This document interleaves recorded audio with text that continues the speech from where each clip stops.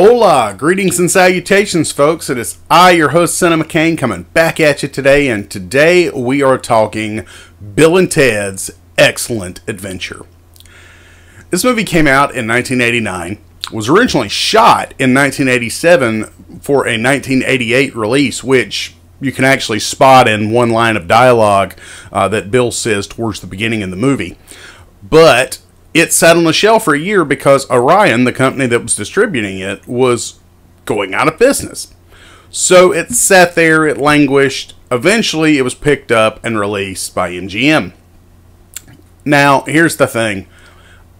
A lot of people love this movie, myself included. Wild Stallion shirt. But there are a lot of people who don't. My late father could not stand Bill and Ted's Excellent Adventure because he just thought these two were idiots, and the whole idea that, this future society was, that was supposed to be like some utopia because of their music and because of their influence was complete lunacy to him because of the fact that these two were presented in such a way. I get it if that's your takeaway from this movie, but to me it says that even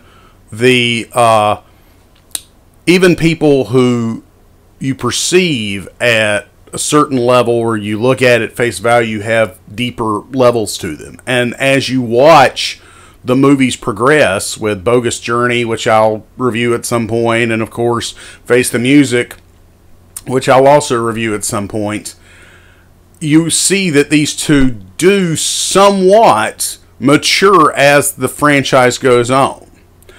Excellent Adventure is one of those movies that as a kid I watched on repeat. It was this, Ghostbusters, Ninja Turtles, Star Wars, and Home Alone, as well as a handful of other things. But my point is, Bill and Ted's always been in my personal zeitgeist. I love this movie, and it's so quotable. I mean, to this day, if I meet someone with the name Rufus, I can't help but think of how Ted says it in the parking lot at the Circle K. Rufus! Another one that I absolutely love is, the whole air guitar. Excellent! Love that whole thing. Love the way these guys talk. I mean, I saw this movie when I was 5 or 6 years old the first time, and the vocabulary of Bill and Ted is still something that permeates with me. I occasionally use the words most triumphant in that particular parlance because it's Bill and Ted, and I love this movie.